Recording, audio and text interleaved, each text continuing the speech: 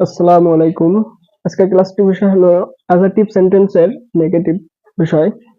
Negative negative অর্থ হলো না বোধক।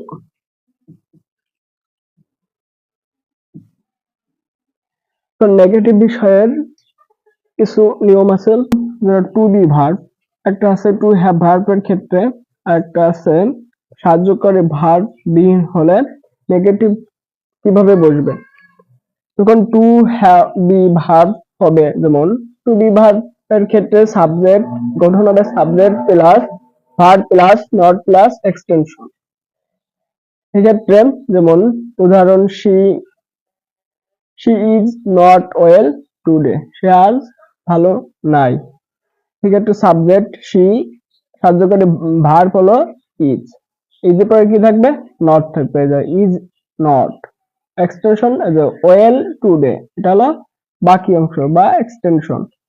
এখন টু বি ভার্ব থাকবে, টু বি ভার্ব কি কি, to be verb am, is, are, as, was,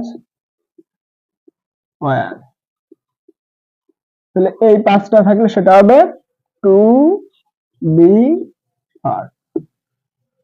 তাহলে টু বি ভার্ব এর পরে নট বসবে, টু বি ভার্বের পরে নট বসবে, যখন নেগেটিভ করা হবে সেই ক্ষেত্রে নট বসবে। একটা আছে to have verb. To have verb হলো আমাদের হ্যাভ, হ্যাজ, হ্যাড, এগুলো আমাদের to have verb. To have verb, যখন টু হ্যাভ ভার্ব থাকবে সেক্ষেত্রে আমাদের নেগেটিভ করার সময় এই টু হ্যাভ ভার্বের পরে কি বসবে, নো বা নট। নো বা নট, প্রথম subject plus verb plus no বা not plus extension. The boy has no pen, বালকটির কাছে কোনো কলম ছিল না। টু রাইট উইথ, মানে লেখার জন্য বালকটির কাছে কোনো কলম নাই। এই ক্ষেত্রে আমাদের হ্যাজটা হলো টু হ্যাভ ভার্ব, এই টু হ্যাভ ভার্বের পরে নো বা নট বসবে। 3 নম্বর আমাদের সাহায্যকারী ভার্ব বিহীন হলে, সাহায্যকারী ভার্ব যেগুলো আছে 23টা, সেই 23টা সাহায্যকারী ভার্ব যদি না থাকে সেই ক্ষেত্রে আমাদের এই নেগেটিভ করার সময় কি বসবে। সাহায্যকারী ভার্ব বিহীন হলে আমাদের নেগেটিভ করার সময় প্রথম subject do not, does not বা ডিড নট বসে। সেক্ষেত্রে তারপরে ভার্ব প্লাস এক্সটেনশন, কোন ডু নট, ডাজ নট বা ডিড নট কোথায় বসে। এখানে দেওয়া আছে I do not play football in the field, আমি মাঠে ফুটবল খেলি না।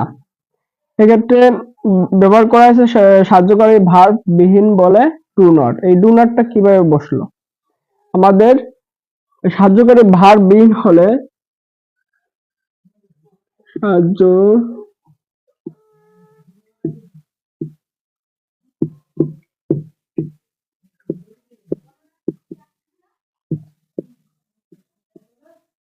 হলে 1 নম্বরে বসে আমাদের ডু নট বা ডাজ নট বা ডিড নট।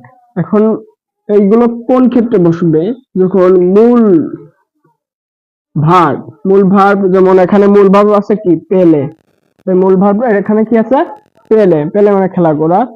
তাহলে এখানে আমাদের মূল ভার্ব হিসেবে কাজ করেছে বা প্রিন্সিপাল ভার্ব, প্রিন্সিপাল ভার্ব মূল ভার্ব হিসেবে যখন কাজ করবে, মূল ভার্ব প্রেজেন্ট ফর্ম, কি ফর্ম প্রেজেন্ট, প্রেজেন্ট হলে সেক্ষেত্রে আমাদের বলবে ডু অথবা ডাজ বসে। 2 নম্বর মূল ভার্ব পাস্ট হলে, কি হলে পাস্ট হলে সেক্ষেত্রে আমাদের বলবে ডিড বসে। এখানে একটা কথা আছে, যদি মূল ভার্বের সাথে মূল ভার্ব এর সাথে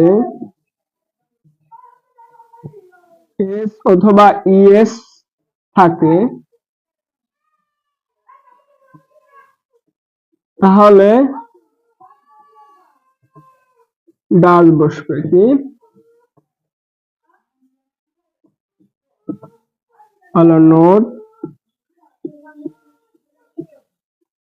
তাহলে সাহায্যকারী ভার্ব বিহীন হলে মূল ভার্ব প্রেজেন্ট ফর্ম হলে ডু বা ডাজ বসে। এক্ষেত্রে মূল ভার্ব পাস্ট হলে ডিড বসে, অথবা মূল ভার্ব এর সাথে এস বা ইএস থাকলে ডাজ বসবে।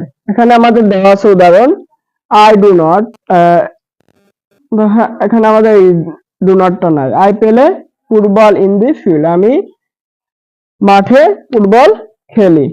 এক্ষেত্রে যদি আমাকে নেগেটিভ করতে হয় তাহলে আমাদের মূল ভার্ব দেখতে হবে। প্রিন্সিপাল ভার্ব আছে পেলে, এই জায়গা আছে প্রেজেন্ট ফর্ম আছে, এর সাথে বা এস বা ইএস নাই। যখন এস বা ইএস না থাকবে তখন আমরা বসাবো কি ডু, আর এর সাথে একটা নট। আর যখন এর সাথে যদি একটা এস বা ইএস থাকে সেই ক্ষেত্রে আমাদের আর ডু নট বসবে না, সেই ক্ষেত্রে বসবে ডাজ নট। তাহলে মূল ভার্ব এর উপর ভিত্তি করে আমাদের সাহায্যকারী ভার্ব বিহীন যে ডু নট, ডাজ নট বা ডিড নট বসে।